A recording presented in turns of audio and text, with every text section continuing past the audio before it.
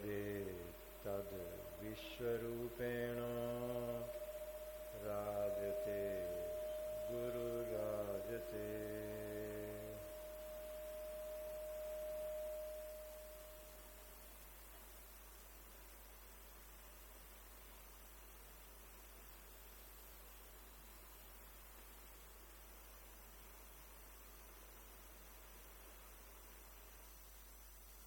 ये धारणा बना लो कि प्रार्थना जीवन की समस्त समस्याओं का उपाय है और वो हमें स्वभाव से प्राप्त है। गलती कहाँ है? गलती है कि हम केवल इच्छा करते रहते हैं, मनोरथ करते रहते हैं, प्रार्थना नहीं करते, अर्थना करते रहते, मांगते रहते हैं, प्रार्थना नहीं करते। केवल ख्यालों में घूमते रहते हैं। जब प्रार्थना मनुष्य का स्वभाव है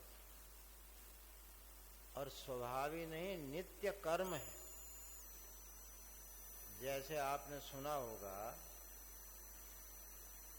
कि संध्या वंदन सनातन धर्मियों का नित्य कर्म है। कभी करें कभी ना करें ऐसा नियम नहीं है, बल्कि करने से लाभ नहीं है, न करने से पाप लगता है। नित्य कर्मों के बारे में ऐसा है कि जिसको न करने से पाप लगता है। तो प्रार्थना नित्य कर्म। अब कहो कि मैं चूंकि संस्कृत में नहीं बोल रहा हूं, संध्या जो होती है वो प्रार्थना ही तो है। आप अगर वेद के मंत्रों को देखेंगे तो वेद के 80-90% मंत्र संकल्प रूप, प्रार्थना रूप ही है। ढूंढ के देख लेना।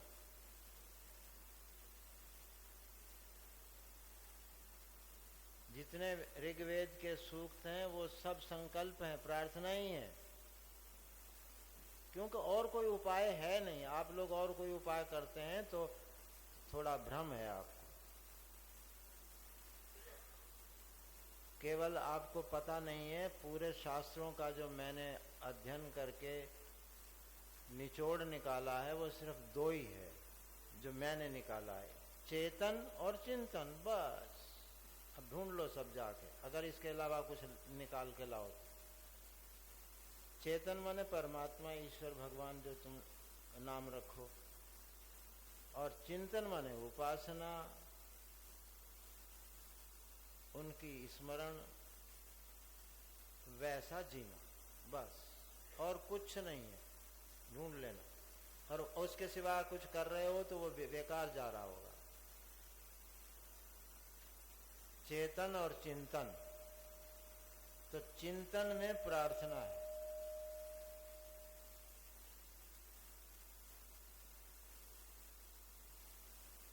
कल मैंने बताया था कि शरीर में जो रोग आते हैं वो कुछ संकेत करने आते हैं, आपकी भूल को दिखाने के लिए। परंतु चूंकि हमारी पढ़ाई गलत सलत है, हम उसे दुख मानते हैं तो भोगते हैं, दुख पाते हैं। जो पहले दिन बताया था कि दुख का 2 हिस्सा है, एक दुख का भोग और एक दुख का प्रभाव। दुख का प्रभाव अगर आप लेंगे तो आपको दुख दुखी नहीं कर पाएगा, क्योंकि वो तो कुछ कहने आया है, आपको परेशान करने नहीं आया। आप तो भगवान के कलेजे के टुकड़े हो, आपको कैसे दुख दे देगा कोई? वो तो कुछ समझाने आया, उसकी भाषा अलग है।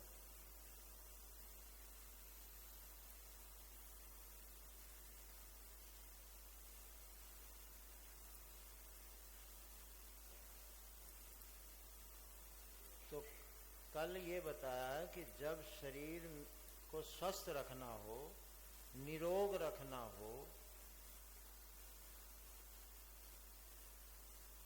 युक्ताहार विहार का रोज पाठ करो एक बार, भगवान के वचनों को स्मरण करो। भगवान ने क्या कहा है हमारे लिए कि आहार विहार और निद्रा इसको संतुलित रखो और मुझे अस्त मत होने दो। मैं जो वैश्वानर के रूप में तुम्हारी रक्षा के लिए रहता हूं, उसे ओझल मत करो, उसका तिरस्कार मत करो।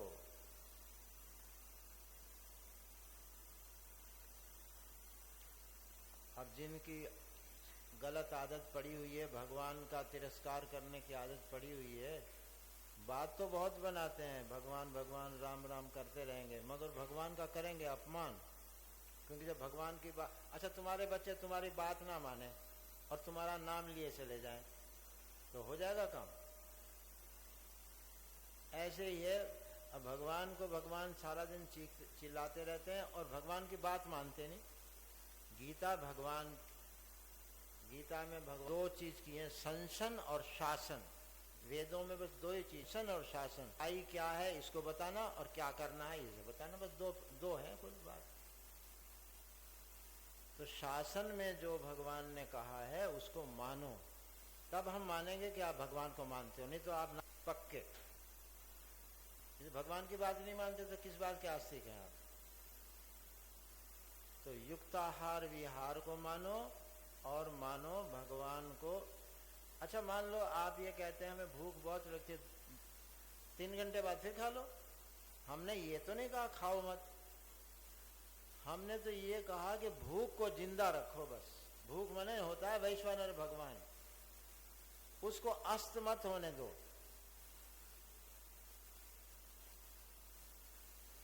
आपके शारीरिक समस्याएं हल हो जाए।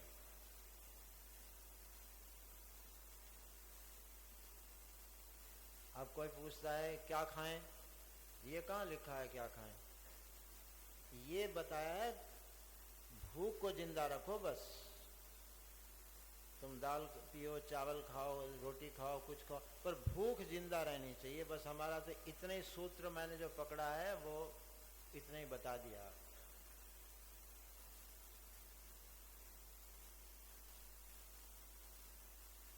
और एक नियम और रखो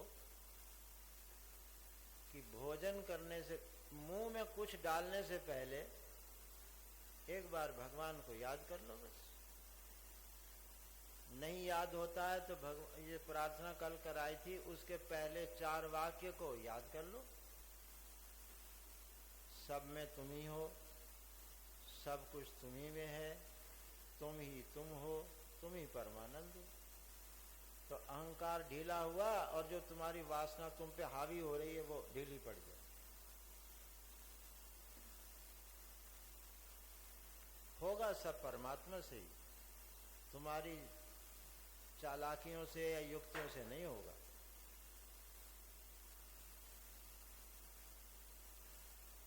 अब ये प्रार्थना जो है उसमें जो पहले 4 वाक्य हैं, अब उसको बारे में भगवान 6ठे अध्याय में बोलते हैं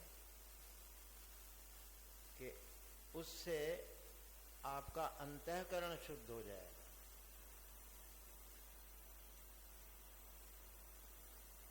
शरीर के विकार नष्ट होंगे भूख बनाए रखने से और गहरी निद्रा से। और अब मन के विकार, वो भी लंबी लिस्ट है, राग द्वेष भय काम क्रोध लोभ मोह इत्यादि इत्यादि, वो भी बड़े बहुत विविध वैरायटीज हैं उसकी भी। उन सब के सबको एक झटके में कैसे शांत करें ये समझ लो बस आज। ये दूसरा पाठ है, पहला शरीर, दूसरा मन, और फिर तीसरे सीधे परमात्मा ध्यान।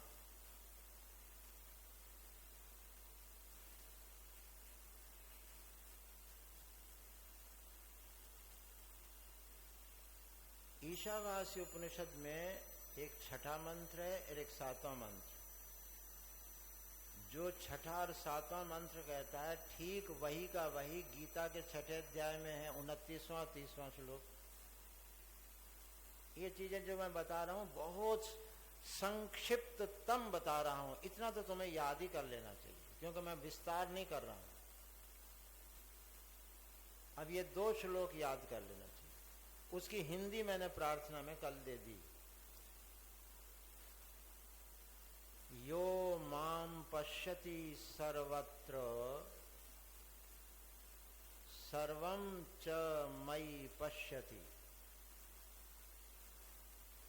तस्याहं न प्रणश्यामि स च मे न प्रणश्यति। सर्वभूतस्थमात्मानं सर्वभूतानि चात्मनि ईक्षते योग युक्तात्मा सर्वत्र समदर्शनः। अब ये श्लोक तो 2 हैं परंतु मुझे समझाना एक है क्योंकि दोनों का अर्थ एक ही है। जो विचारशील अपने को मानते हैं वो सर्वभूतस्थमात्मानं से चले, और जो अपने को जिनका देह में बहुत अध्यास है मैं मेरा का, वो दूसरा श्लोक पकड़ लें, भगवान की बात मान ले।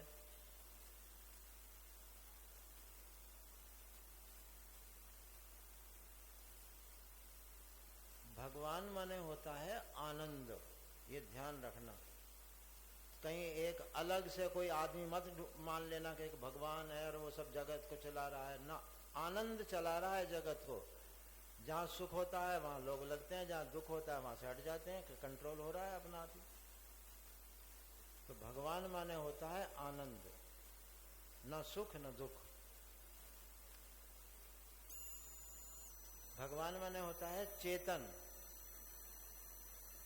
तो श्री कृष्ण अपने को चेतन मान के और बोलते हैं जो मुझको सब में अनुभव करता है। ये जो पश्य धातु है ना संस्कृत में, वो आप लोग देखने के अर्थ में लेते हो, वो देखने के अर्थ में नहीं है, वो अनुभव करने के अर्थ में। जो मुझको सब में अनुभव करता है, एक बात। दूसरी बात, सबको मुझ में अनुभव करता है, ये दूसरी बात। उसके लिए मैं कभी ओझल नहीं होता और वो मुझसे कभी ओझल नहीं होता। मतलब सब कुछ हो गया। देखो कैसे बोलने की युक्ति, देखो क्या कहा जा रहा है। जब भगवान मुझसे ओझल नहीं होंगे, मतलब आनंद और चेतन तत्व मुझसे ओझल नहीं होगा, मतलब आप हर समय सुखी आनंदित रहेंगे।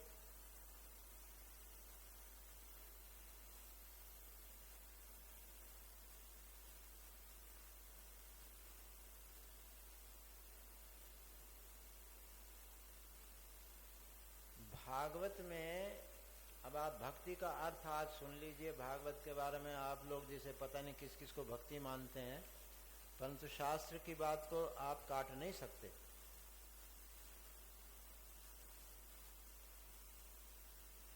भागवत में एक विशेषता है, हमारे गुरुजी ने बताया है, उनका लेख भी है, एतावान एव, इस नाम से।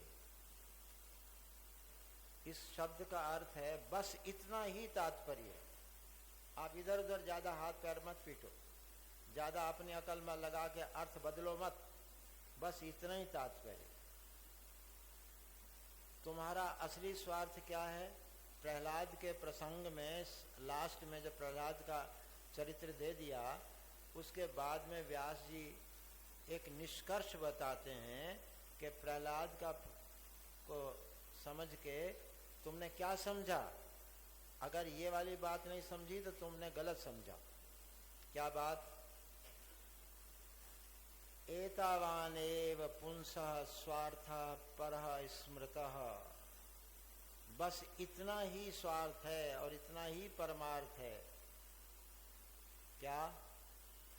एकांत भक्तिर गोविंदे यत सर्वत्र तदीक्षणम। भक्ति को बताया उन्होंने तदीक्षण।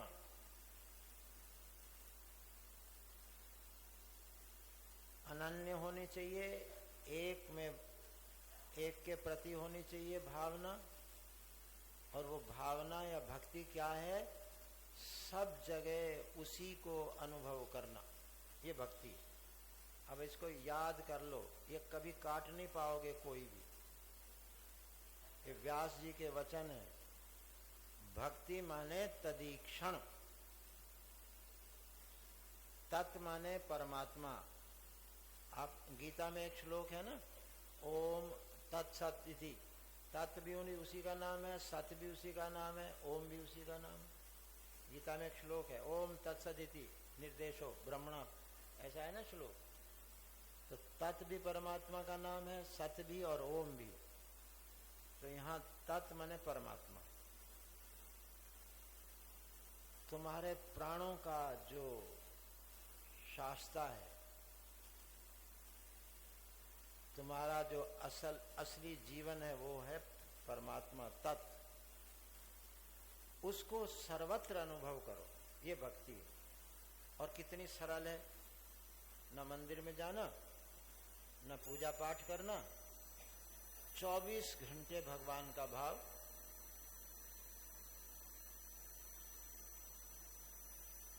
क्योंकि क्या फल बताया कि मैं उससे ओझल नहीं होता हूं और वो मुझसे दूर नहीं होता। न आनंद आपको छोड़ के जाएगा, न आप आनंद से अलग हो पाएंगे। यही तो शांति चाहते हैं सब लोग। अब आप मान लीजिए कि श्री कृष्ण हमारे भगवान है। अब आपका राम हो, शंकर हो, कोई हो, निराकार हो, आत्मा हो, जो हो सो रखना। पर हम उदाहरण के लिए सपोज कर लें, सपोज वो संख्या क ख ग है, ऐसे करते हैं ना हम लोग। तो ऐसे सपोज कर लो वो भगवान श्री कृष्ण, और उन्हीं का वचन है। तो वो कहते हैं जो मुझको सब में देखता है। ये तदीक्षण दो तरह के दिए हुए हैं इस श्लोक में। एक तदीक्षण तो है जो मुझको सब में देखता है। जित देखूं तित श्याममयी है, श्याम तन श्याम मन श्याम है हमारो धन, आठों जाम उधो हमें श्याम ही सो काम है। तो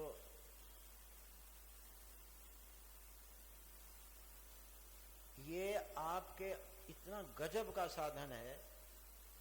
शायद मैं तो ये कहूँगा मेरी खोज में कि इसके बराबर का साधन शायद अभी कोई है ही नहीं, शायद आविष्कार ही नहीं कर सकता कोई। इतना बढ़िया साधन है कि दोनों तरफ बदलता है। आपके मन को भी बदलेगा, जिसमें आप भगवान देखेंगे उसको भी बदलेगा। ऐसा कोई साधन अभी तक आविष्कार नहीं हुआ। वो कहते हैं कि तदीक्षण करो, कि इस श्लोक का अर्थ है संक्षेप में तदीक्षण। उसको अनुभव करो। कहाँ? सर्वत्र, जड़ में, चेतन में, सुबह शाम रात प्रभात। लोग पूछते हैं ना कि हम क्या जप सारा दिन कर सकते हैं? अरे सारा दिन के लिए तदीक्षण है ना। दूसरी विशेषता क्या है कि जब तो आप जीभ से करेंगे और मन को छोड़ देंगे सारे संसार में घूमने के लिए।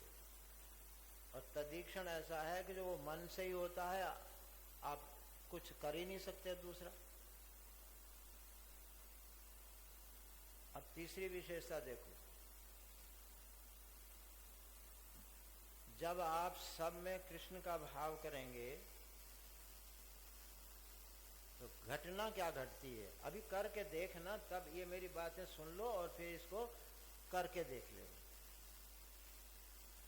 क्योंकि मैं इसका मास्टर हूं। बचपन से खुद करता हूं और हजारों को सिखाया है और अद्भुत कृपा हुई है।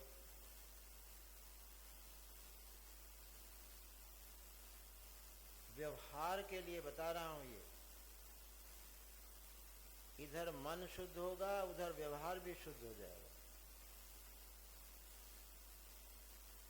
और गीता है सामने, उपनिषद भी है, ईशावास्य उपनिषदों में तो जगह जगह ये बात भरी हुई है। आत्मैवेदम सर्वम ब्रह्मैवेदम सर्वम स एवेदम सर्वम वासुदेव सर्वम, गीता में ही है। अब वासुदेव सर्वम आपने कभी गीता पढ़ी होगी, कभी समझा नहीं होगा, आज समझ लो, बहुत गजब का बात है।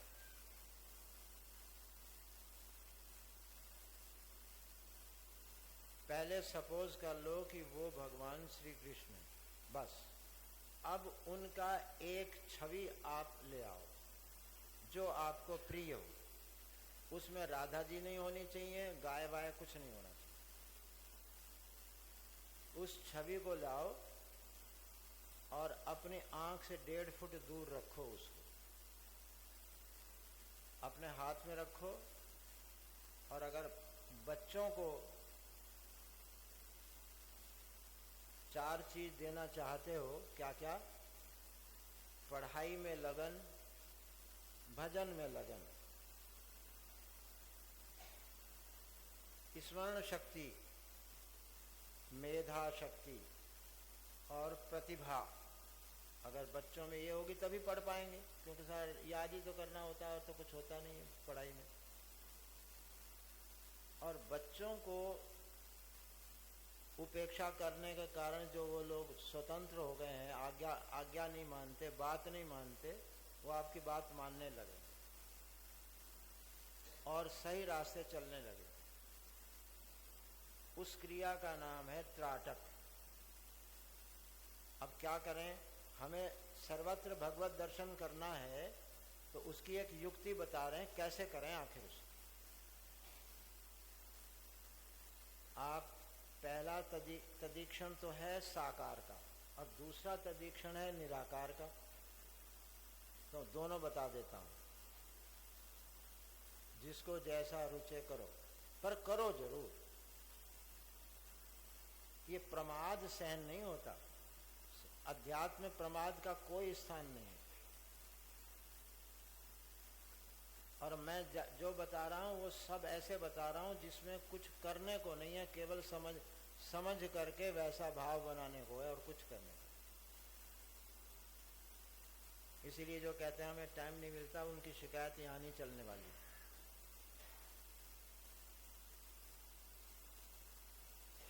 तो एक चित्र भगवान का लो और इतनी दूर रखो, गोद में रखो।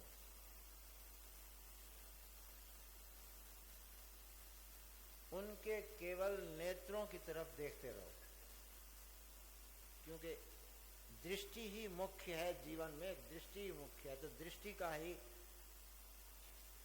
ध्यान करना। अब इसमें मैं क्या सिखा रहा हूं? तदीक्षण भी सिखा रहा हूं और ध्यान भी सिखा रहा हूं। स्मृति, मेधा, प्रतिभा और लगन का उपाय भी बता रहा हूं। एक साथ में बहुत काम हो रहे हैं, क्योंकि ये सब अंतःकरण से संबंधित है, इसीलिए सब आ रहा है।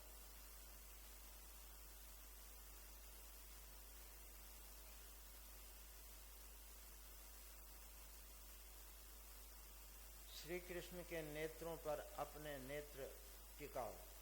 3 नियम रखो। शरीर निष्कंप, शरीर हिलना नहीं चाहिए,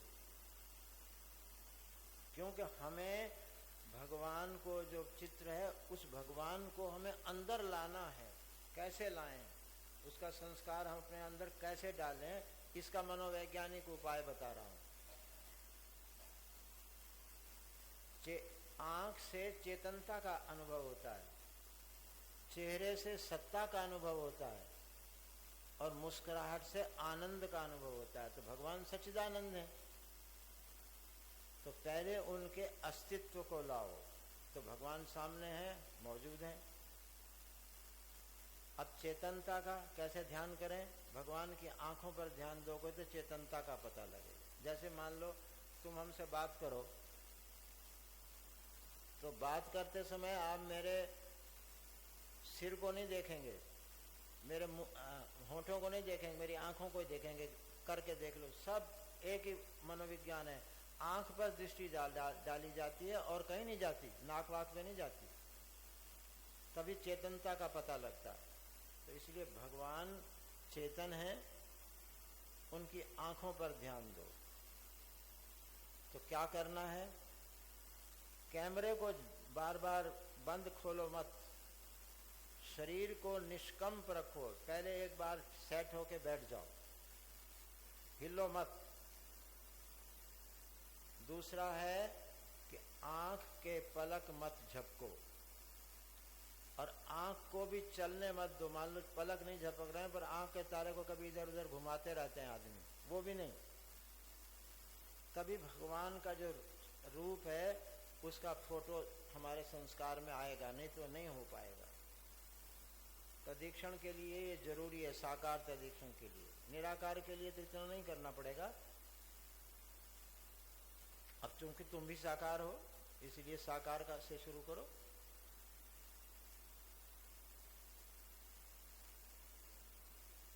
ये दूसरा पार्ट। और तीसरा पार्ट है, भगवान का ऐसा चित्र लो जिसमें वो मुस्कुराते हुए दिखाई पड़ रहा है। तो ये मन में सोचो कि भगवान मुझे देख के मुस्कुरा रहे हैं, ये आनंद हो गया। अगर ये तुम कर सकते हो तो और भी बहुत काम आ जाएंगे। दुखी नहीं हो पाओगे जिंदगी भर, क्योंकि नसें चेंज हो जाएंगी, नसें आनंद पर आ जाएंगी और वो दुखी होने के लिए बाधा पड़ जाएगी। तो 3 काम, भगवान को देखते समय शरीर को निष्कंप रखो, नेत्रों को निष्पंद रखो, और मुस्कुराते हुए भगवान को देखते रहो। बस मन में मुस्कुराहट का भाव। ऐसा आप अगर आंखों में पानी आता है तो आंख बंद कर लो, और ये जो 2 भौवें हैं इसके बीच के स्थान पे उनको आंख बंद करके याद करो।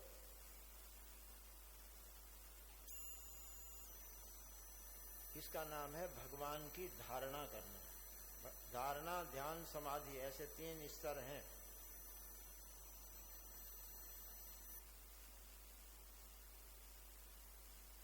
पाँच मिनट तक करो,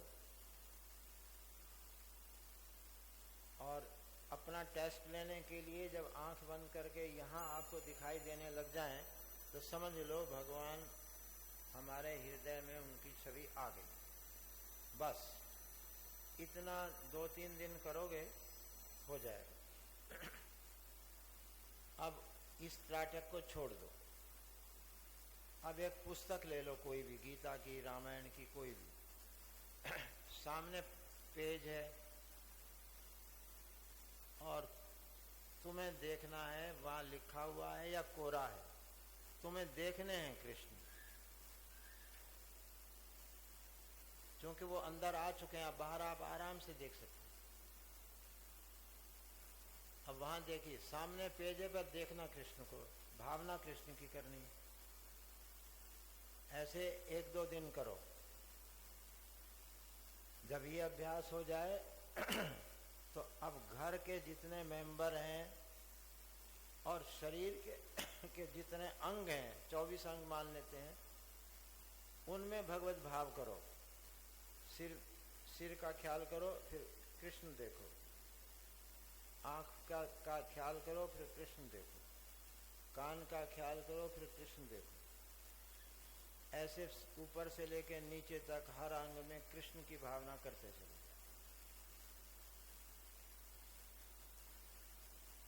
और अब सवेरे उठ करके सबसे बढ़िया प्रणाम है सामने वाले में कृष्ण को देखना, भगवान को देखना। तो माता को, पिता को, भाई बहन, बच्चों को, सब में कृष्ण देखो। ऐसा अभ्यास करो। बस फिर वो तुम्हारा अभ्यास हो जाएगा। फिर आप सर्वत्र कर सकते हैं। अब किसी भी काम को करने से पहले, कुछ विचार करने से पहले आप श्री कृष्ण की भावना कर लीजिए। आपका मंगल ही मंगल होगा, क्योंकि श्री कृष्ण माने मंगल स्वरूप। आनंद स्वरूप जब पहले ही आपका प्रथम क्षण ही आपका मंगल का हो गया तो मंगल ही रहेगा। अब अंतःकरण का कैसा शोधन होता है वो देखो। इस युक्ति में जो श्री कृष्ण ने 6ठे अध्याय में बताई है, इसमें होता ये है कि जब हम किसी में कृष्ण देखते हैं तो पहले हमारा मन कृष्णाकार होता है, तब देख सकते हैं। जब आपका मन कृष्णाकार होगा तो रागाकार, द्वेषाकार, कामाकार, लोभाकार, क्रोधाकार हो ही नहीं पाएगा। आपको गुस्सा आ रहा हो ना, जिस पर गुस्सा आ रहा हो उसमें कृष्ण देख लो और फिर गुस्सा करके दिखा देना मुझे।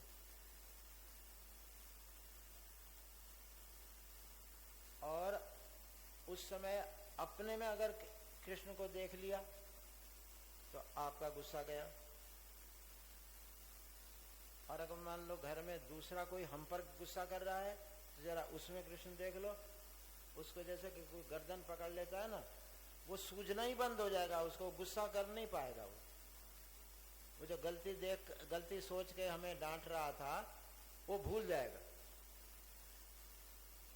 ये हमारे प्रयोग किए हुए हैं सारा। ऐसा नहीं बता रहा हूँ कोई मैं गप लगा रहा हूँ आपके साथ या किताबों में से पढ़ के बता रहा हूँ ना। ये तो मुझे वर्षों हो गए इसका प्रयोग करते हुए। और ऐसा ये किताबों में लिखा हुआ भी नहीं है, जो ये मेरे अध्ययन से ही प्राप्त हुआ है मुझे, कि मैं देखता हूं कि जब मैं इनमें कृष्ण देखने लगता हूं तो पहले मैं कृष्ण हो जाऊं। कृष्ण हो करके ही कृष्ण को देखा जा सकता है और कोई तरीका नहीं है अभी तक किसी मनोविज्ञान में।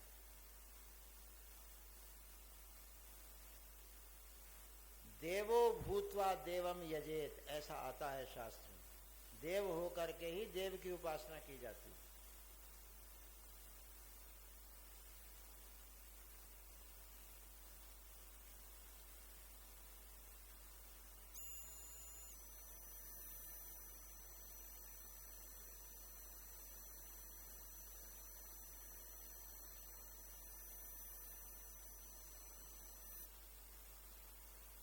ये सिद्धांत ये है, तैत्तिरीयोपनिषद में एक मंत्र है, सो अकामयत स ऐक्षत बहुश्याम प्रजायेय। ये मंत्र है। उस सत्य ने, उस आनंद स्वरूप ने यह संकल्प किया कि मैं अपने को विविध रूपों में अनुभव करूं। ये मंत्र का अर्थ बता दिया आप। मैं अपने को विविध रूपों में अनुभव करूं। तो अब बताओ, ये सब कोई व्यक्ति हैं? ये सब भगवान है, वही विविध रूपों में दिख रहा है। तो बस आप उनकी इस बात को सोच के आप सब जगह भगवान को अनुभव करो। उनकी आज्ञा का पालन हो गया और हम सत्य के बहुत नजदीक पहुंच गए। परमात्मा के साक्षात्कार के बहुत नजदीक आ गए हम। आप पहले आदेश से, भावना से भगवत भाव करिए।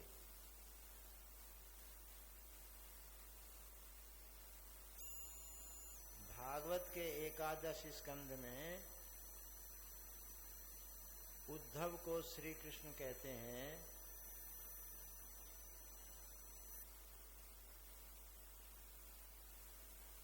कि भाई ये साधन है मेरी प्राप्ति के। तो 23-24 गिनवाए हैं, यज्ञ दान तप इत्यादि सब, पूजा पाठ सब।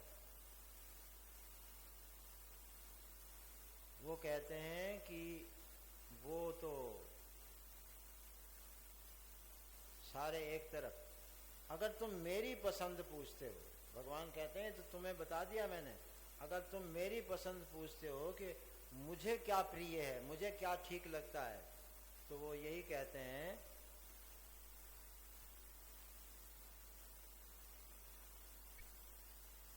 मद भावः सर्वभूतेषु मनो वाक् काय वृत्ति भी। एवं ही सर्वकल्पानाम, जितने साधन बताए हैं मैंने शास्त्रों में, सर्वकल्पानाम सद्धि चीनो मतो मम, उनमें मुझे क्या पसंद है श्रेष्ठ रूप से, वो यही है कि जितने भी चर अचर हैं उन सब में मेरी भावना करो।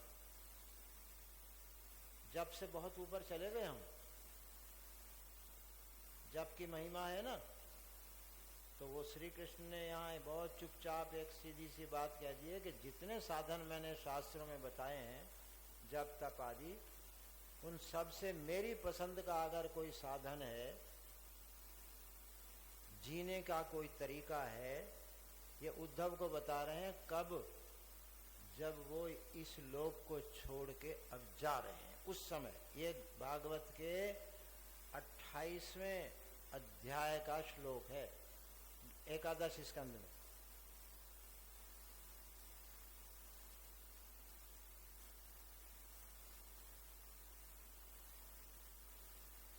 गोपियों ने कौन सी साधना की थी, कौन से उनके गुरु थे, कौन सा उन्होंने तप जप किया था? केवल वो मेरी भावना करके वो जीवन से कृतार्थ हो गए। ये श्री कृष्ण का वचन है।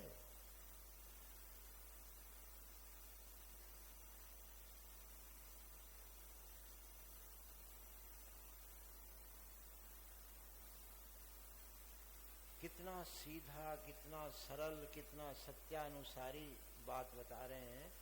करना क्या है आपको? कोई बैठना है क्या? बस शुरू के 2-4 दिन जरा त्राटक कर लो, एक उस स्वरूप को जरा भीतर ले आओ किसी को, बस वो उसी का उपाय है। और फिर आप चमत्कार देखो। प्रयोग करना आज ही कर लेना, अगर भगवत भाव बनता हो तो। आपके बच्चे अगर कहना ना मानते हो, पत्नी पत्नी में थोड़ा मतभेद रहता हो, जरा उनमें तदीक्षण करके देख लो। वो इसीलिए लड़ाई होती है, बच्चे इसीलिए कहना नहीं मानते कि तुम उनको भगवान के बजाय मनुष्य मानते हो, बेटा पोता मानते हो, पति पत्नी मानते हो। तो फिर ठीक है, जैसा होना है वैसे ही होगा, फिर संसार का स्वभाव चलेगा। तुम उन्हें जरा एक बार भगवान के भाव से ओतप्रोत तो करके देख लो।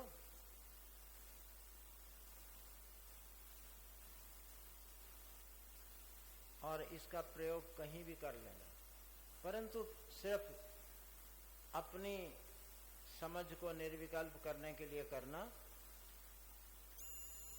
इस काम के लिए नहीं बता रहा हूं, वो तो मैं आपको विश्व की चरम उपलब्धि जो परमात्मा है उसकी प्राप्ति का उपाय बता। और वो भागवत के एकादश स्कंद में, वेदों में जगह जगह, और गीता में भी बता दिया मैंने। वासुदेव सर्वम, श्री कृष्ण के इस बात को मान लो, सब कुछ वासुदेव है, ये सिद्धांत है, सब भगवान है। और यही मैंने आपको प्रार्थना में लिखवाया है हिंदी में कि सब में तुम ही हो। तो देखो ना, फिर सब में तुम ही हो। तो बोलते हो तो ऐसा देखो भी ना, सब में तुम ही हो। केवल कहते हो या देखते भी हो, अनुभव भी करते हो। अब जो दूसरा है वो थोड़ा कठिन है, उसको समझाने में समय लगेगा। सब कुछ तुम ही में है, वो थोड़ा देर में, पहले पहला वाला कर लो, फिर दूसरा कर लेना बाद में। तो हमारी प्रार्थना में यही 4 वाक्य हैं शुरू में। सब में तुम ही हो, सब कुछ तुम ही में है, क्योंकि तुम ही तुम हो और तुम परमानंद। ऐसा आनंद जिससे श्रेष्ठ आनंद कोई नहीं।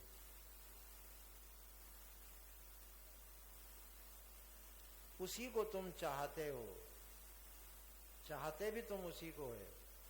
और अब तक संतोष क्यों नहीं हुआ? क्योंकि वो वाला आनंद अभी मिला नहीं। आपके सामने कंचन कामिनी कीर्ति सब रखा गया, पूरा संसार रखा गया, पूरा विज्ञान का चमत्कार रखा गया, पर संतोष फिर भी नहीं हुआ, क्योंकि असली चीज अभी मिली नहीं।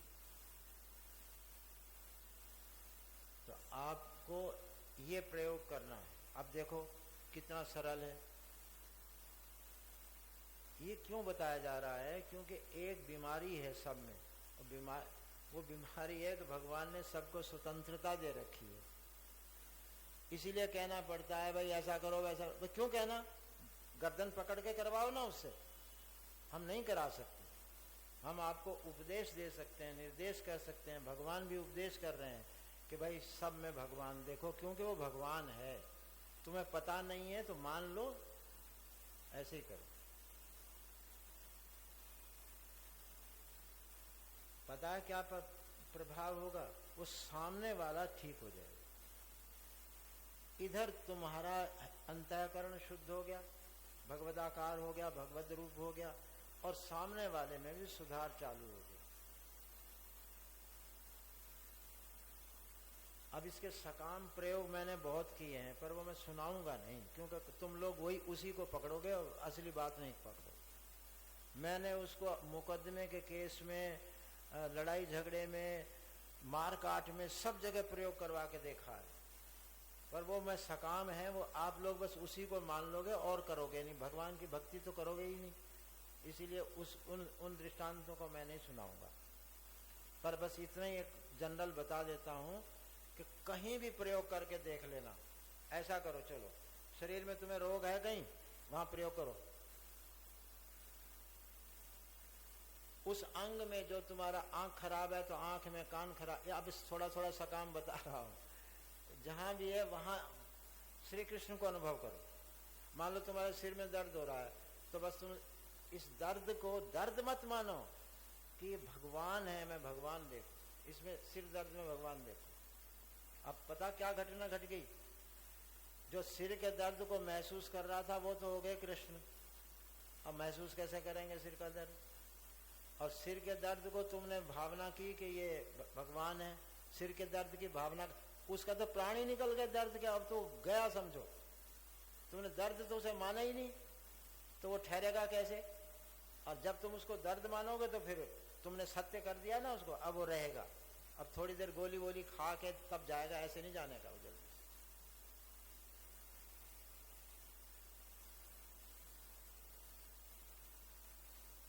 उसको उसका प्राण निकाल दोगे नहीं, अरे भगवान इस रूप में आए हो क्या? जैसे बुखार आया, अच्छा इस बुखार के रूप में अवतार लिया है, बोलो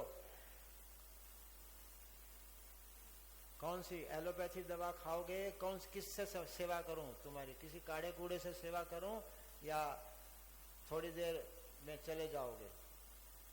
भगवान मानो, उनको बात करो। ऐसा एक गीता प्रेस गोरखपुर से एक पुस्तक छपी हुई है, सेंट लॉरेंस के पत्र, वो भगवान से ही बात करते रहते। अब भगवत भाव जीवन में लाना है तो इसी से जो, वैसे आप कुछ समय में भगवान का भजन कर लिया, बाकी समय में माया का भजन कर लिया, ऐसे कहीं जीवन सुधरता है क्या? जीवन में छा जाने दो उनको।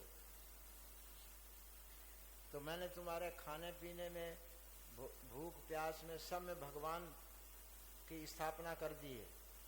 अब मैं मन में तुम्हारे भगवान की स्थापना कर रहा हूं, और प्रमाण दे करके सब में भगवत भाव करो, और अपने में करो, रसोइये में करो, पति में करो, पत्नी में करो, बच्चों में करो, कहीं दफ्तर में जाओ तो ऑफिसर में करो, स्कूल में जाओ तो मास्टर में करो, दुकान पे बैठो तो ग्राहकों में करो, किसी कहीं नौकरी करते हो तो अपने बड़े ऑफिसर में करो, अपने साथियों में करो।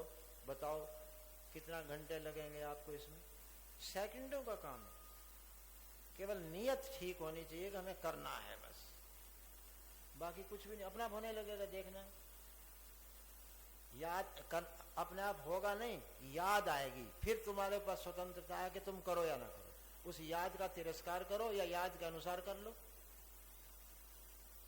एक स्वतंत्रता को हम चैलेंज नहीं कर सकते, वो हमें जन्मजात प्राप्त है कि करो या ना करो, इसीलिए बार बार रिक्वेस्ट करनी पड़ रही है कि भाई कर लो, अपने भले के लिए कर लो।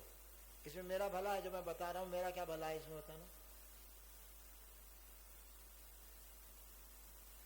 मैं बताऊं क्यों बता रहा हूं? मैं तुम्हें आत्मरूप अनुभव करता हूं। जब मैं आता हूं, कुर्सी बैठता हूं, सबको आत्मरूप अनुभव। भगवान इतने रूपों में आए हैं, कुछ सुनना चाहते हैं सुना देते हैं, बस। मैं जिस भाव से करता हूं, मैं कोई यहाँ प्रवचन कथा थोड़ी करने आया हूं।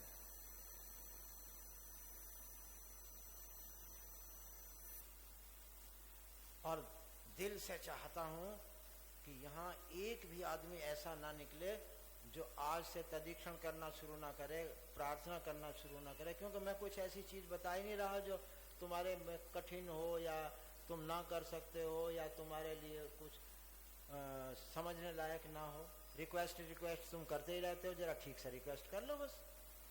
पहली बात तो ये बताई। दूसरी बात ये बताई, भाई जिसको तुम संसार देख रहे हो, माया देख रहे हो, तो तुम माया देख रहे हो तो तुम्हारे साथ माया का व्यवहार होगा। जैसी दृष्टि वैसी सृष्टि, जैसा तुम्हारा नजरिया होगा वैसा तुम्हारा जीवन होगा। अब तुमने उसको माना कि ये गलत आदमी है, बस तो फिर अब समझ लो कि अब तुम्हारे साथ गलत व्यवहार होने वाला है। खैर मत समझना अपनी, उसे भगवान मानो ना। अगर वो न बदल जाए तो फिर क्या? पर वो खुद नहीं बदलेगा, केवल तुम्हारे साथ बदलेगा और पूरा नहीं बदलेगा, क्योंकि वो तो वो चाहेगा तब बदलेगा। क्योंकि तुम उनको भगवान मान रहे हो, इसलिए तुम्हारे साथ वो भगवत्ता का व्यवहार करेगा, माने सद्भाव का व्यवहार करेगा। सबका वो पूरा ठीक नहीं होगा। पूरा ठीक तब होगा जब वो खुद करेगा।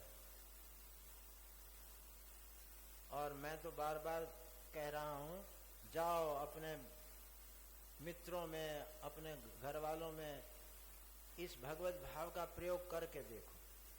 चलते फिरते, उठते बैठते, सोते जागते सब समय हो सकता। मैंने तुम्हारा समय 1 मिनट भी नहीं लिया, 1 मिनट भी। अरे सामने तुम व्यवहार तो कर ही रहे हो, उसमें जरा भगवत भाव कर लो बस, और क्या। और फिर देखो अपना को भी और उसको भी, दोनों में फर्क क्या होगा? सही दिशा में आ गए तुम, और उसको भी तुमने सही दिशा की ओर प्रेरित कर दिया। दोनों को भला। ऐसा साधन अभी तक शास्त्रों में हमें नहीं मिला जो दोनों तरफ उभयगामी काम करता हो।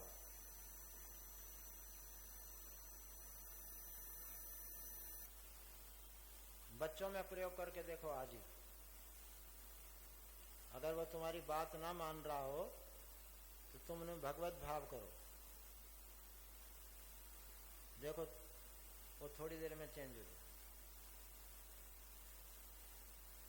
पर भगवत भाव होना चाहिए, केवल ऐसा नहीं कि मैं भगवत भाव कर रहा हूं, अंदर भगवदाकार वृत्ति बनेगी, उसको भगवत भाव कहते हैं। केवल तदीक्षण की याद आने से भगवत भाव नहीं होगा। हमारे हृदय में श्री कृष्णाकार वृत्ति बननी चाहिए, तब होगा काम। जब तुम कृष्ण हो जाओगे तभी उधर कृष्ण देख पाओगे। और यही तरीका है कि जब तुम कृष्ण देखोगे तुम कृष्ण ही हो जाओगे। देख लो अपना करके, जब कृष्ण को याद करो,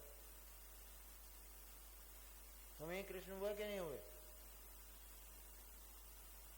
क्या अद्भुत मनोविज्ञान है। इसका नाम मनोविज्ञान नहीं है। मनोविज्ञान तो पाश्चात्य वाले लोग बोलते हैं, ये है आध्यात्मिक मनोविज्ञान।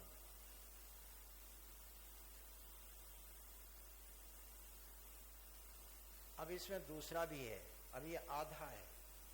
यो माम पश्यति सर्वत्र, बस इतना है। सर्वम च मयि पश्यति, वो फिर सीख लेना कभी।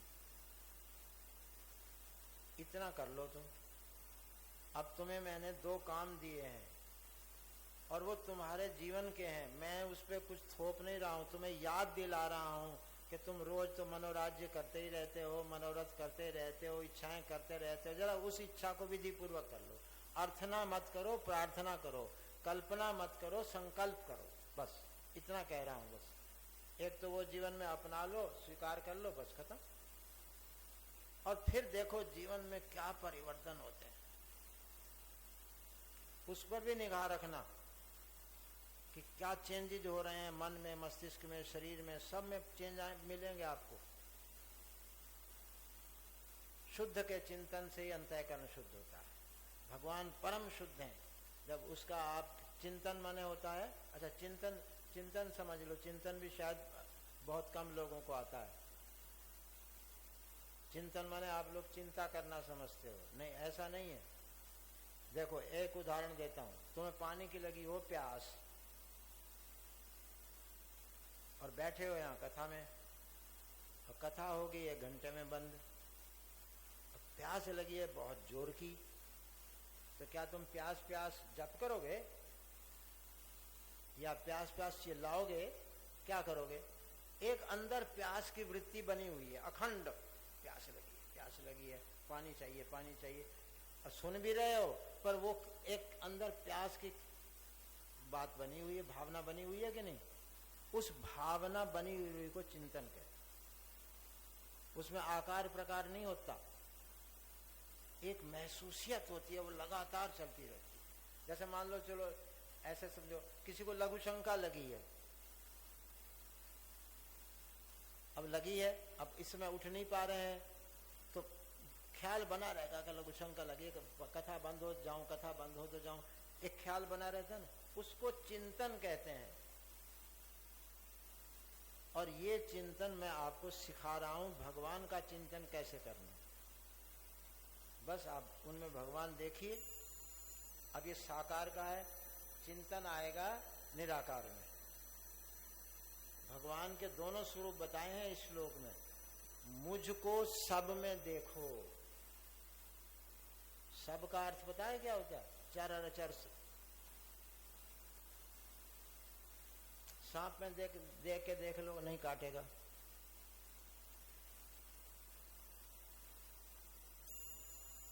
गीता प्रेस गोरखपुर से एक पत्र छपा था,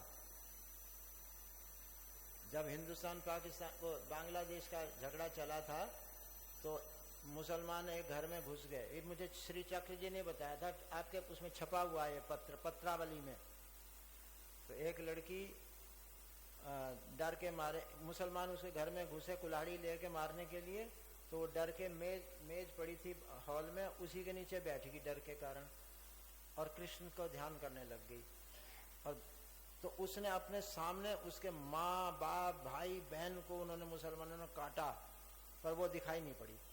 बिल्कुल रास्ते में से आ जा रहे थे, पर वही मेज पड़ी थी, वो दिखाई नहीं पड़ी उसको। क्यों? क्योंकि लड़की उनको नहीं देख रही थी, तो कैसे दिखाई पड़ेगा उन्हें? वो भी अंधे हो गए। लड़की किसको देख रही थी? कृष्ण को। वो उन मारने वालों को थोड़ी देख रही थी। अब कितनी बड़ी आध्यात्मिक साइकोलॉजी है ये समझने के लिए। उसके बाद क्या हुआ? बच गई वो लड़की, वो चले गए। वही मुसलमान उसकी सेवा करते थे बाप। उसको हिंदुस्तान के लिए बुलाया गया, उनके रिश्तेदारों ने बोला, कहा कि हम तुम्हें लेने आते हैं, तुम आ जाओ। बोले अब नहीं, अब नहीं आऊंगी, यहीं सब मैं ठीक हूँ। वो अकेली रही वहां, और वही मुसलमानों से वो दाल चावल खरीदती थी और वही उनकी ध्यान रखते थे। ऐसे ऐसे बहुत पत्र हैं आपके गीता प्रेस में छपे हुए, पर हम लोग पढ़ते हैं ना मनोरंजन के लिए पढ़ते हैं। वहाँ ये कहानी, वहाँ वो कहानी, बस पढ़ लिया, मनोरंजन हो गया, थोड़ी देर टाइम पास हो गया, बस। हम लोग नहीं ऐसा करते। हम तो एक बात सुनेंगे तो उसकी गहराई में घुसेंगे कि ऐसा भगवान इस रूप में क्या कहना चाहते हैं।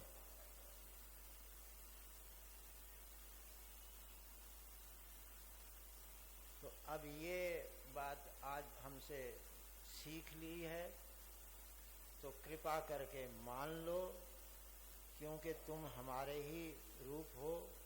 मैं आपको अपनी आत्मीयता से कह रहा हूँ और अनुभव से कह रहा हूँ, शास्त्र का प्रमाण दे रहा हूँ। तो आज से, अभी से, अब खाना खाने जाओगे, दाल में, चावल में, सब में भगवत भाव करो। देखो जहर भी खत्म हो जाएगा। वो अगर कोई जहरीला भोजन भी होगा तो वो भी अस्त हो जाएगा। देखो मैंने क्या कहा, कल कहा भगवान को सामने रखो, किसके रूप में? भूख के रूप में, तो शरीर के विकार गए। आज कहा कि मन में भगवान को रखो, सारा अंतःकरण धुनोति सर्वम हृदय सन्निविष्ट, हृदय में बैठ के वो साफ सफाई कर। अब सरल है कि नहीं? अब और कौन सी तीर्थ व्रत फलाना ढिमकाना, वो 23 साधन की गिनती करवाई हुई है एकादश स्कंद में। उन सब को अतिक्रमण करके श्री कृष्ण कहते हैं भाई तुम चाहे जो करो पर मेरी पसंद का तो ये है, मद भाव सर्वभूतेषु। जाओ अपनी पत्नी में और बच्चों में तदीक्षण करो और फिर मुझे खबर टेलीफोन से खबर देना।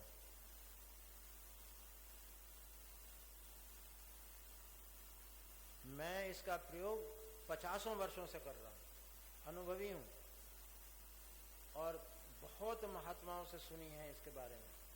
इतना अद्भुत साध राम सुखदास जी महाराज ने सिर्फ वासुदेव सर्वम का एक ही चैप्टर लिखा है, वो मैंने पढ़ा है।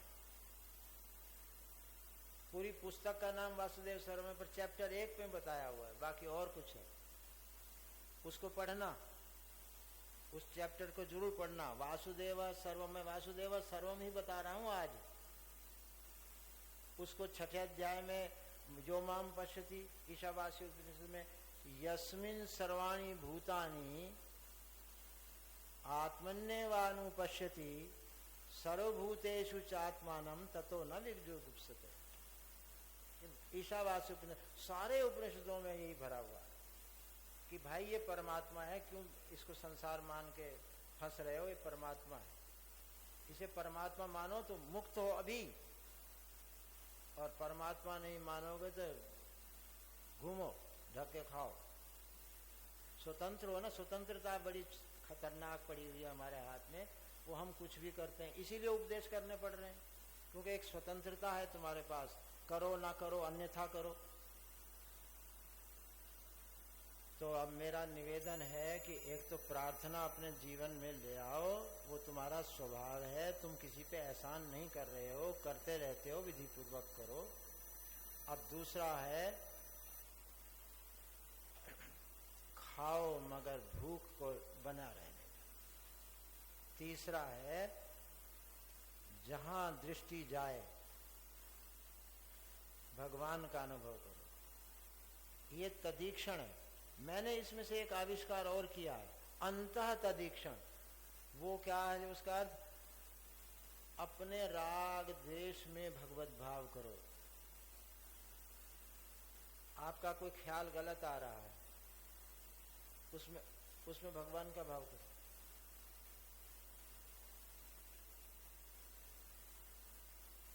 इसे अंतः तदीक्षण कहेंगे, अंदर तदीक्षण करना। वो बाहर तदीक्षण करना हुआ।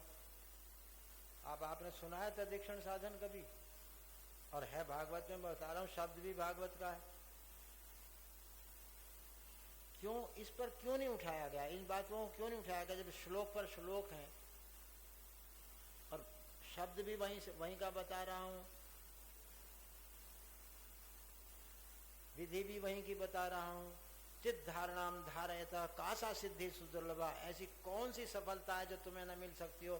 सिर्फ भगवत भावना करो तो सही। ये भी एकादश स्कंद का। और सिद्धियों वाले पाठ में है, अंत में सारी सिद्धियां बताने के बाद में व्यास जी श्री कृष्ण ये कहते हैं कि तुम मेरी धारणा करो, ऐसा कौन सा काम है जो ना होता हो। ये तुम्हारी किस्मत विस्मत तो ठीक है, ये किसके लिए है? जो भगवत भाव नहीं करता उनके लिए तो है ग्रह, वो नो है, जितने भी हैं वो चिपटे रहेंगे आपको और आपसे उल्टा सीधा करवाते भी रहेंगे, अच्छा भी बुरा भी। और ग्रहों का बाप कौन है? जरा उसको याद करो तो वो आएंगे क्या? वो छोकरे से वो कहेंगे वो तो उसकी पहुंच तो बड़ी दूर तक है भाई, थोड़ा बाद में देखेंगे इसको।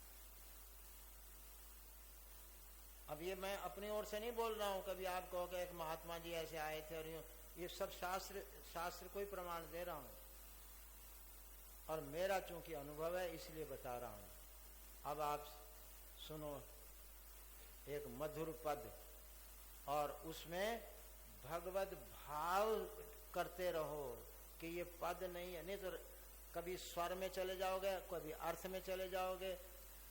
और अब बड़ा मीठा बोलते हैं, बहुत अच्छा बोलते हैं, व्यक्ति पर ध्यान चला गया, स्वर पर ध्यान चला गया, अपने भोक्तापन पे ध्यान चला गया, मजा आ रहा है मजा आ रहा है, भोक्तापन पे ध्यान चला गया, इन सब से मुक्त होना हो तो अभी ये भजन बोलेंगे, इसमें भगवत भाव करो ना। अभी से जो काम अभी से करने का है वो कल पर क्यों टालना, अगले मिनट में क्यों टालना।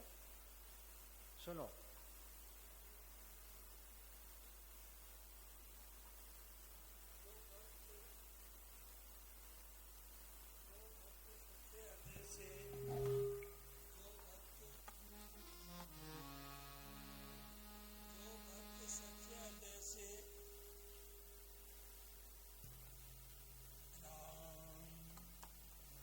जो भक्त सच्चे हृदय से प्रार्थना, जो भक्त सच्चा गाय है, वह भक्त वस्त्र कान में झट पहुंच जाए है।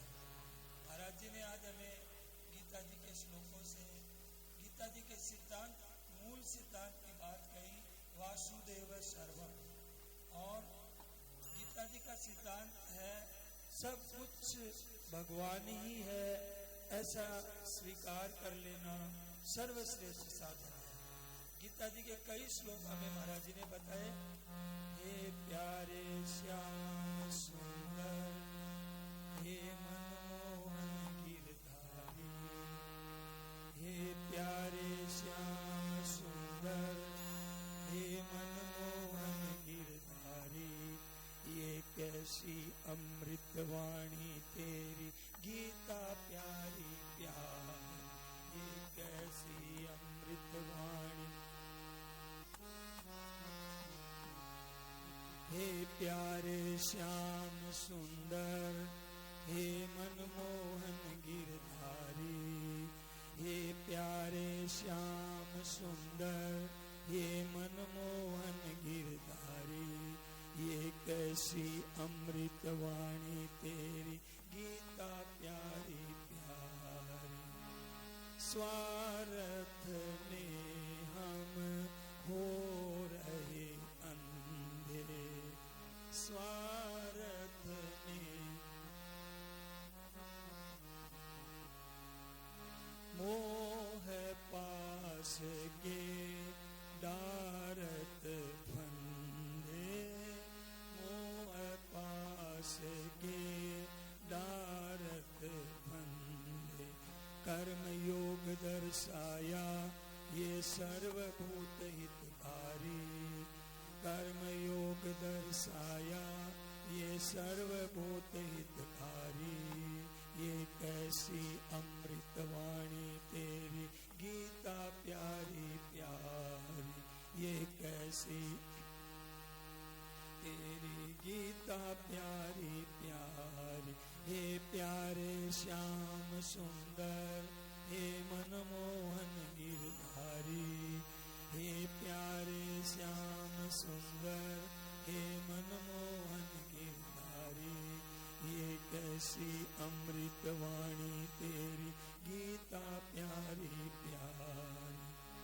हो रहे हम तो देह अभिमानी, हो रहे हम तो देह अभिमानी, बन रहे झूठे आत्म ज्ञानी, बन रहे झूठे आत्म ज्ञानी। चेतन रूप लखाया ये दूर किया भ्रम भारी, चेतन रूप लखाया ये दूर किया भ्रम भारी, ये कैसी अमृतवाणी तेरी गीता प्यारी प्यारी, ये कैसी अमृतवाणी तेरी गीता। हे प्यारे श्याम सुंदर, हे मनमोहन गिरधारी, हे प्यारे श्याम सुंदर, हे मनमोहन गिरधारी, ये कैसी अमृतवाणी तेरी गीता प्यारी प्यारी। भटक रहे हम अंश तुम्हारे, भटक रहे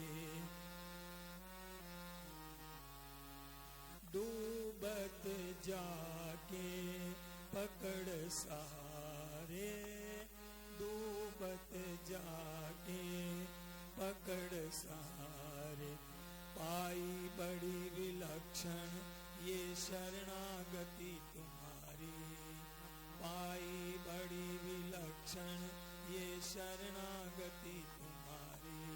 ये कैसी अमृतवाणी तेरी गीता प्यारी प्यारी, ये कैसी अमृतवाणी तेरी गीता प्यारी प्यारी। हे प्यारे श्याम सुंदर हे मनमोहन गिरधारी, हे प्यारे श्याम सुंदर हे मनमोहन गिरधारी। ये कैसी अमृतवाणी तेरी गीता प्यारी प्यारी, ये कैसी अमृतवाणी तेरी गीता प्यारी प्यारी।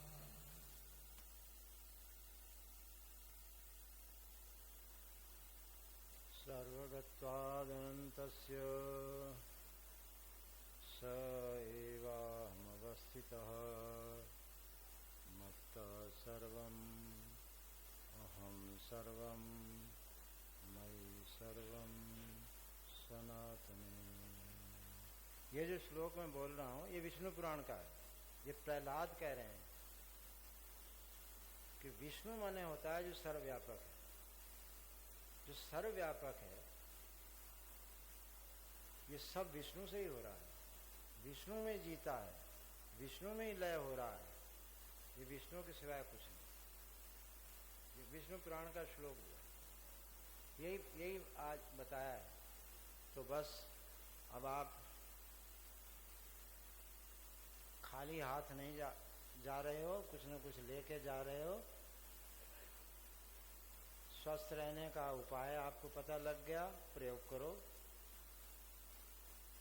हर समस्या का एक उपाय मिल गया, प्रार्थना। जो समस्या विश्व की हो, विश्व स्तर की हो, व्यक्ति के स्तर की हो, दूसरे की हो, अपनी हो, कहीं प्रयोग करके देख लेना। क्योंकि तुम जानते हो, करते भी हो, पर वो मनोरथ करते हो, मनोरथ इच्छा करते हो, प्रार्थना नहीं करते। प्रार्थना करो।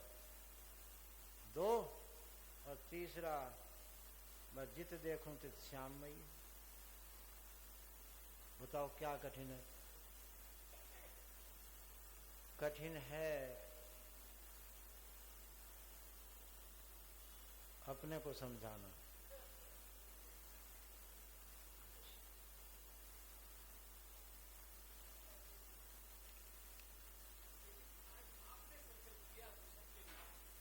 मैं तो हर समय करता हूँ, मैं तो आता ही तब हूँ।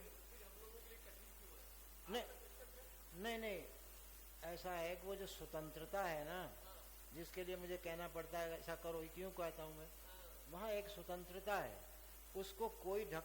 आज देखो सारे शास्त्र आगे आदेश देते हैं, क्यों?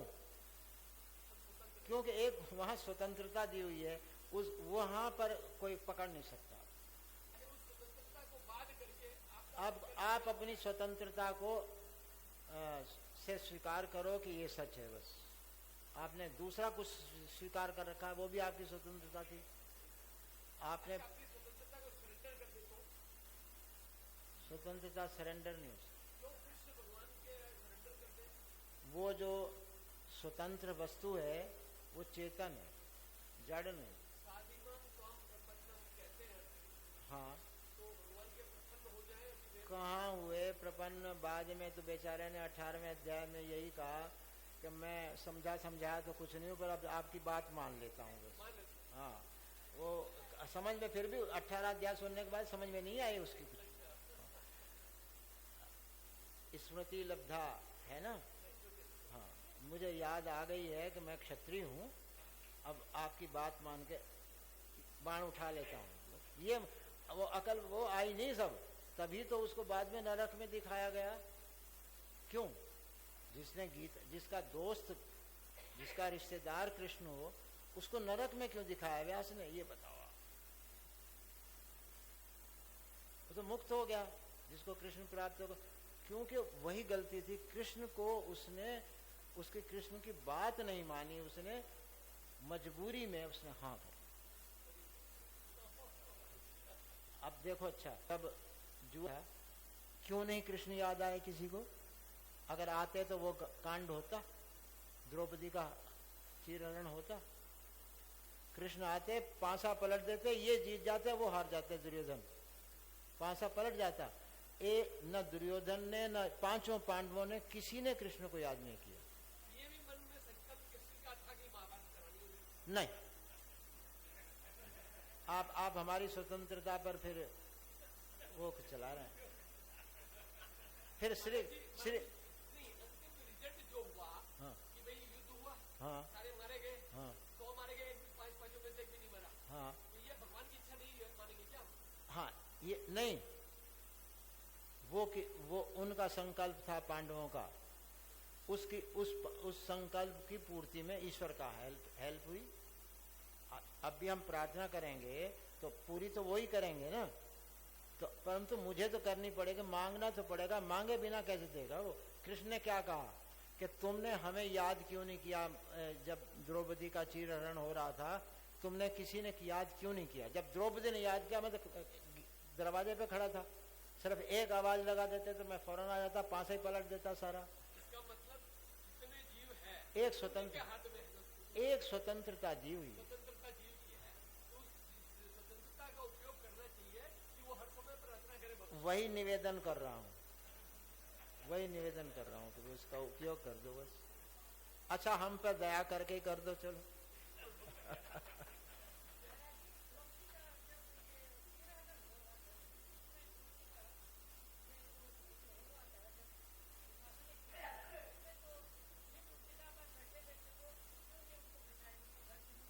तो फिर मैं तो उसको अच्छा नहीं मानता, आप अच्छा मानती हो भीष्म पितामह को, आप ही बताओ क्या है कारण। मैं तो भीष्म पितामह को अच्छा मानता ही नहीं हूँ। बताऊं आपको एक बात बताऊं आपको, सुनो सुनो सुनो, क्या किया भीष्म पितामह ने? शुरू में उसी ने सिखाया लड़कियां उठाने का काम।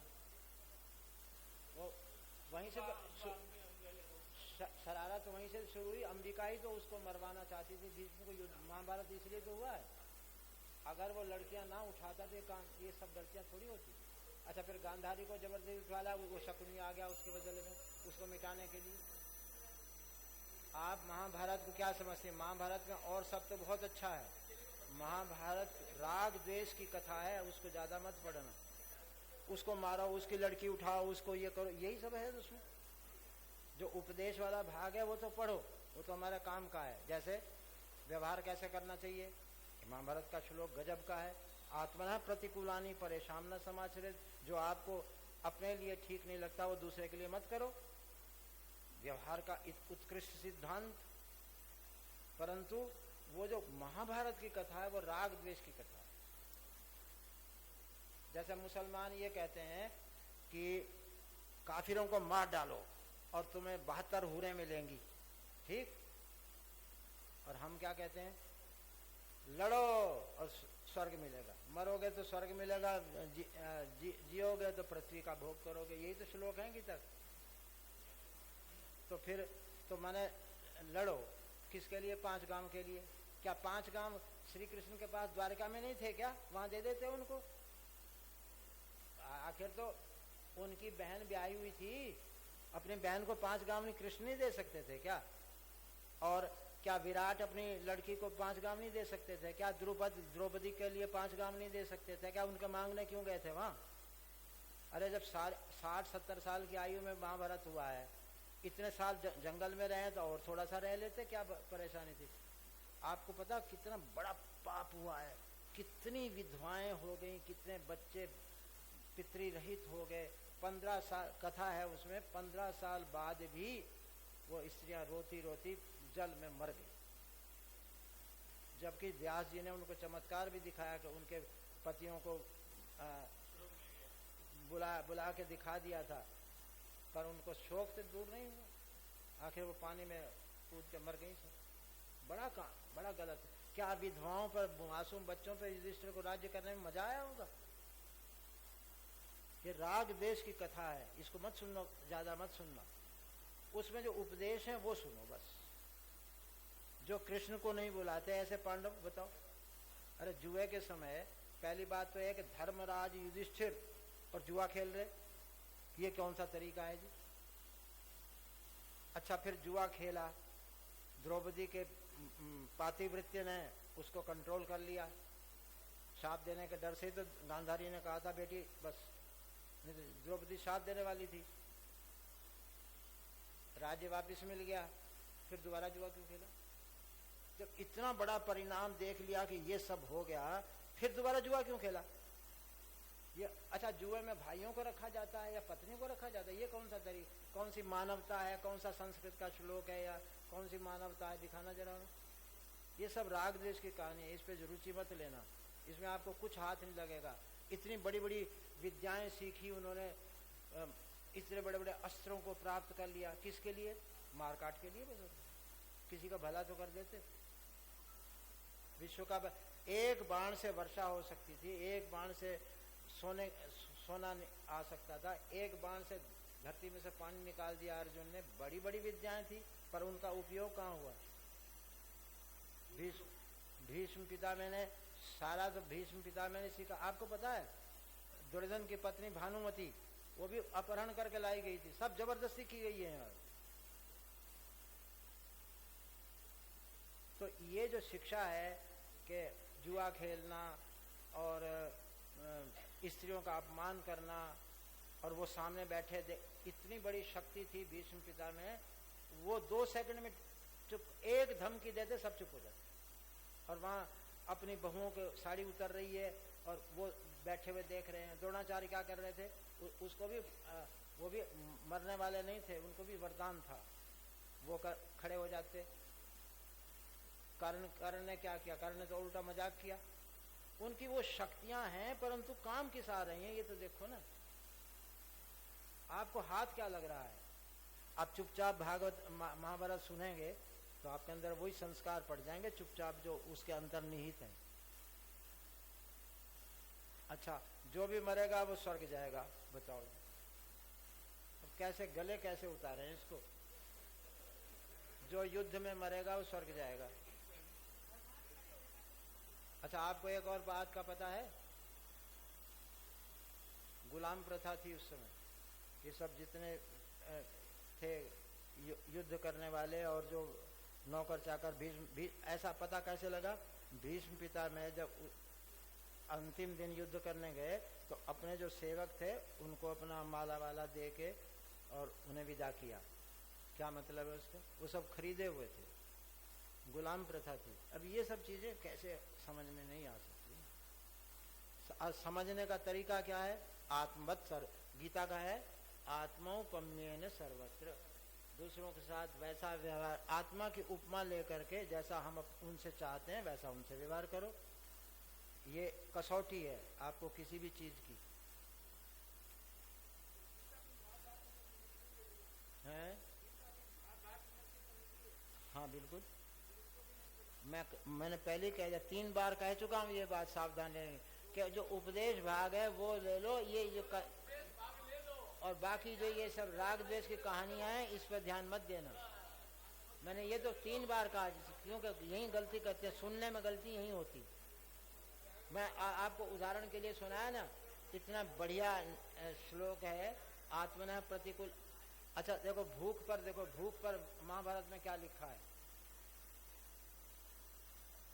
जल मिश्रित दुग्ध, दुग्ध में दूध, दुग्ध मिश्रित जल, इसमें फर्क समझना। पानी में दूध मिला दो और दूध में पानी मिला दो, फर्क है ना दोनों बातों में। तो अब श्लोक क्या कहता है? 3-4 श्लोक इकट्ठे हैं कि दुग्ध मिश्रित जल पी करके योगियों ने योग बल की प्राप्ति की। आप देखो, ये जो मैंने आपको सुनाया है वो यही तो है वो योग बल। आप देखेंगे कि जरा सा आप वैश्वानर को जागते नहीं, आप देखेंगे बहुत शक्ति महसूस होगी। मैंने आपको बहुत सारी 86 साल इसी में लगा। आप तो अपना और भी सब काम कुम करते हैं, मैंने कोई काम नहीं किया। मैं यही चिंतन करता रहता हूँ, रोज नई नई बातें सोचती हूँ।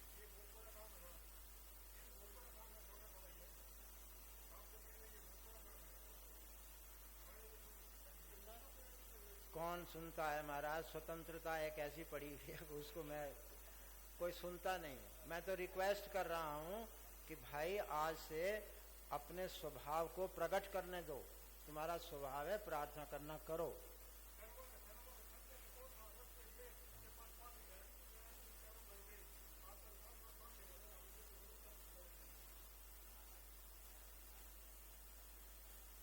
आपको आपकी बात बता दी है, अब आप स्वतंत्र हैं, करें ना करें तो।